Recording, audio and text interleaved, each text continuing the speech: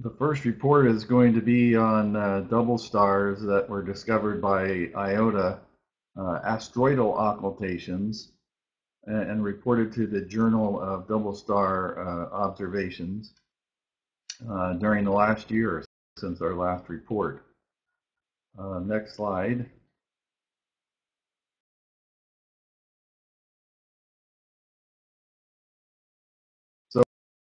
So since our last report, and this has kind of been a fairly consistent theme, we've had 4 new double star reports. And I've been doing this now for several years, and it seems each year we have between 3, 4, 5 or so reports. So the opportunities are out there, and our observers are making good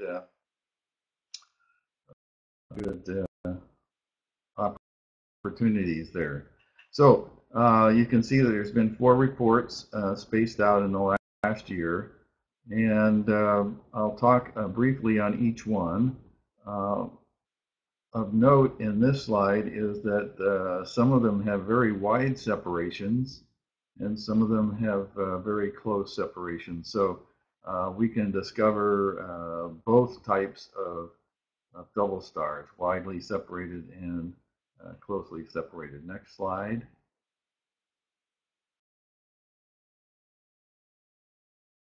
So here's an example from Chris Chad, and it's a widely separated double star. It's listed as an AABB, meaning the brightest component of the 2 disappeared completely, and then the secondary component disappeared. You can see that in the light trace, and we know it's a double asteroid. It's not a double asteroid because if it was a double asteroid, the drops in magnitude would be equal, since the star would be the same star would be occulted twice. In this case, it's a single asteroid occulting 2 different stars with 2 different magnitude drops. Next slide.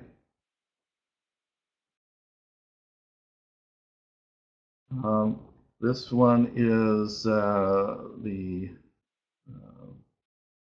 double star Tycho star, and it's interesting here that it's a BAAB event, meaning the fainter of the 2 stars was occulted first, then the primary, and then the fainter of the 2 stars was occulted last. So one of the things I wanted to show in this report is that it was observed by several observers and therefore was confirmed, but a lot of our observers now are using integrating cameras, which is shown in the trace at the right, and without the trace on the left, I'm not sure that we could actually claim a double star from the integrated light curve on the right. So this is advice to our observers to not over-integrate because it tends to smear or maybe mask possible short events and or events like shown on the left, which is clearly a double star, but on the right may have been missed. Next slide.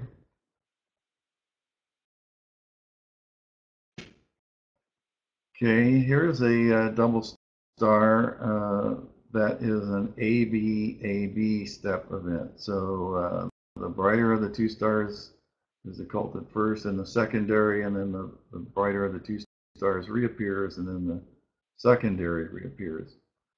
It was a single chord event. Only one observer saw this. It's clearly a double star, but the report is interesting in that there are 4 possible solutions for the separation and position angle. That's another reason why we want to encourage multiple chords so that we can have better solutions to these double star events. Next slide.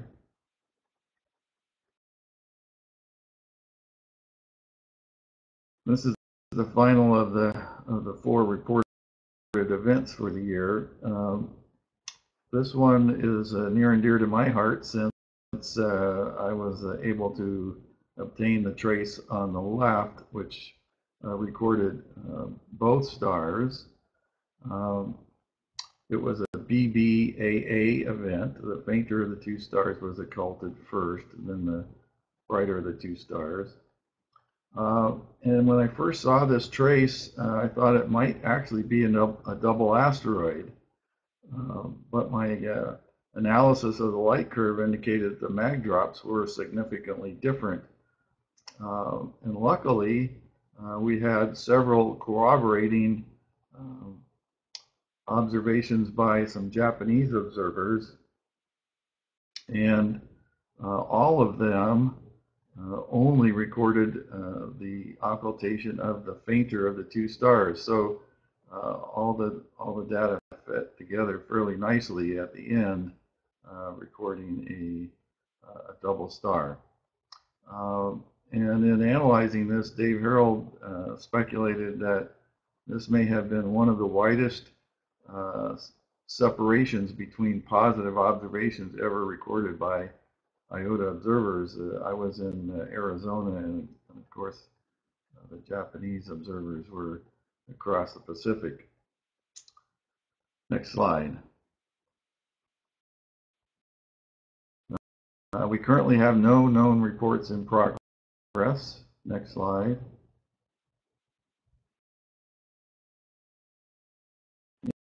And so our conclusions are that the discovery of double stars by asteroidal occultations continues to be an excellent method of finding and verifying double stars.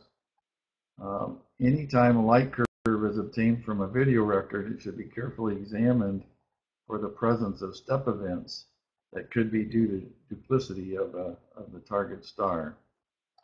I mentioned that integrating cameras can sometimes make light curve interpretation difficult.